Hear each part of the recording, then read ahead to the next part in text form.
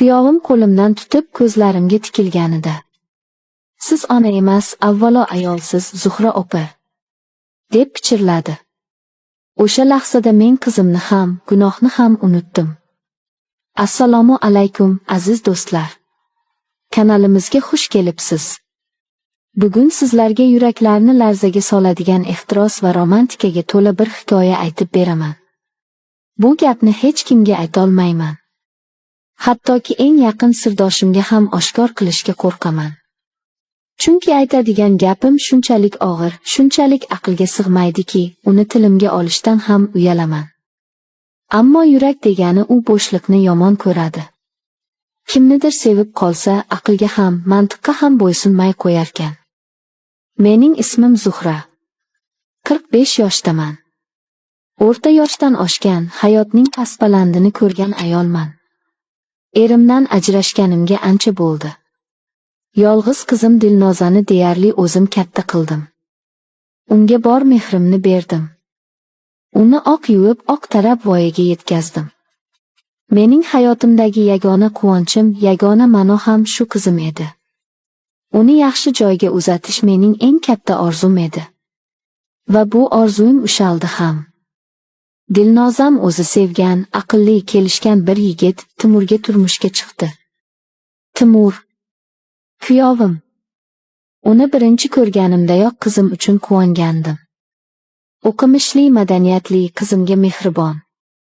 Har qanday ona orzu qiladigan kuyov. Dastlabki paytlarda men uchun u faqat qizimning baxti, mening kuyovim edi. Men ularning hayotiga aralashmaslikka, faqat kerak bo'lganda maslahat berib turadigan oqila qaynonalardan bo'lishga harakat qilardim. Ammo vaqt o'tgani sari o'zim ham bilmagan holda unga boshqacha qaray boshladim. Ular to'ydan keyin vaqtincha biznikida yashab turishdi. Timur dasturchi bo'lib ishlardi, ko'pincha uyda, kompyuter qarshisida o'tirardi. Qizim esa erta tongdan ishga ketardi. Uyda ko'pincha men va Timur yolg'iz qolardik. Dastlabki paytlarda bu menga noqulay tuyulardi. Ammo asta-sekin bizning suhbatlarimiz ko'paydi. U men bilan har xil mavzularda gaplashardi, kitoblar, filmlar, hatto mening yoshligim haqida ham so'rardi. Uning qiziqishlari samimiy edi. Zuhra opa, siz juda aqlli ayolsiz. Dilnoza sizga o'xshagani uchun ham uni sevib qolganman, derdi u ba'zan menga tikilib. Uning nigohlarida qaynonaga bo'lgan hurmatdan boshqa narsa borligini seza boshladim. Unda yosh yigitning yetuk, ammo hali ham jozibali ayolga bo'lgan qiziqishi bor edi. Bu qarashlar ostida men hijolatdan qizarib ketardim, ammo yuragim allaqanday shirin titroqni his qilardi. Axir men ham ayolman. Yillar davomida unut bo'lgan ayollik hislarim uyg'onayotgandek edi. Men bu tuyg'udan qo'rqdim. O'zimni koyidim. Bu mumkin emas. U sening kuyoving. Ammo yurak buyruqqa bo'ysunmasdi. Bir kuni hovlida ikkovimiz yolg'iz qoldik. U menga yordamlashib og'ir chelakni ko'tarib qo'ydi. Qo'llarimiz bir-biriga tegib ketdi. O'sha lahzada butun tanamdan titroq o'tdi. U ham bir soniya qotib qoldi. Ko'zlarimiz to'qnashdi. Uning ko'zlarida men o'qishga qo'rqqan bir ma'no bor edi. O'sha kundan keyin men o'zimni yo'qotib qo'ydim. Har safar u kelganida yuragim tez ura boshlardi. O'zimni undan olib qochishga harakat qilardim, ammo beixtiyor yana unga qarab qo'yardim. Bir kuni qizim bir haftaga xizmat safariga ketdi. Uyda yana men va Timur yolg'iz qoldik. Kechqurun choy ichib o'tirganimizda suhbatimiz odatdagidan uzoqroq cho'zildi. U o'zining kelajakdagi rejalari haqida gapirdi. Men esa uning gaplariga berilib ketdim. Unga qaraganimda o'zimni yillar davomida unutgan yosh qizdek his qildim. Uning yoshligi, uning ishtiyoqi meni o'ziga tortardi. Suhbat orasida u to'satdan qo'limdan tutdi. Uning kaftlari olovdek issiq edi. Zuhra opa, dedi u pichirlab. Uning ovozi titrardi. Men sizga befarq emasman. Yuragim qafasdan chiqib ketgudek urardi. Men nima bo'lishini sezib turardim va men bundan qo'rqardim va ayni paytda butun vujudim bilan xohlardim. Timur, qo'ying, bu gunoh, dedim men zo'rg'a. Gunoh nima o'zi, dedi u menga yaqinlashib. Uning nafasi yuzimni kuydirardi. Boshim aylanib ketdi. Yillar davomida muzlagan tanamga go'yo oliv tegib eritib yuborgandek bo'ldi. Siz ona emas, avvalo ayolsiz, Zuhra opa. Go'zal ayolsiz. U yuzimni kaftlari orasiga oldi. Uning ko'zlari qorong'ulikda yonardi. Sizning bu go'zalligingizni faqat men ko'ryapmanmi? U lablarini labimga tekkizdi. Bu o'pich bu yillar davomida kutilgan, yashiringan ehtirosning, unut bo'lgan ayollikning portlashi edi. Mening butun vujudim erib ketdi. Mening qarshiligim, mening onalik burchim hammasi bir lahzada unut bo'ldi. Men bir og'iz gap aytishga ulgurmadim. U lablarini labimga tekkizdi. Avval sekin, so'ng ehtirosliroq.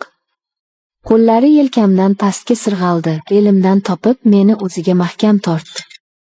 Tanam titrardi. Menga bunday yaqinlik ko'pdan beri kerak edi. Uning har bir harakati, lablarining har bir bosishi yuragimga olov yoqardi. U meni asta o'z xonasiga boshlab kirdi. Bu mening qizim va kuyovim yotadigan joy edi. Ammo o'sha lahzada bu mening xayolimga ham kelmadi. Oramizda faqat yurak tovushlari va tashqaridagi tun sukunati eshitilardi. Ko'zlarimiz gapirardi. U meni karavotga o'tqizib, o'zi qarshimga tiz cho'kdi. U mening tungi ko'ylagimning iplarini asta yecha boshladi.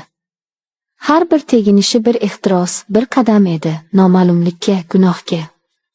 Ammo men qo'rqmasdim. Uning nigohida shunday bir kuch bor ediki, men o'zimni unga to'liq ishondim. Kiyimlarimni butunlay yechdi. Mening 45 yoshli, ammo hali ham tarang tanam. Men uyatdan emas, lazzatdan qizarardim. Uning hayratga to'la nigohidan zavqlanardim. U ham kiyimlarini yecha boshladi. Uning yosh, baquvvat tanasi xira yorug'likda yanada jozibali ko'rinardi. U meni quchoqlab karavotga yotqizdi. Uning harakati tez emas, lekin chuqur edi. Lablari butun tanamni o'rganardi. Sekin ikkita tarvuz chamdan ezib, uchidan o'pa boshladi. Oh, mazza! Rosa yoqib ketaverdi. Men ham uni mahkam quchoqlab oldim. Bizning vujudlarimiz bir-biridan lazzatlanardi.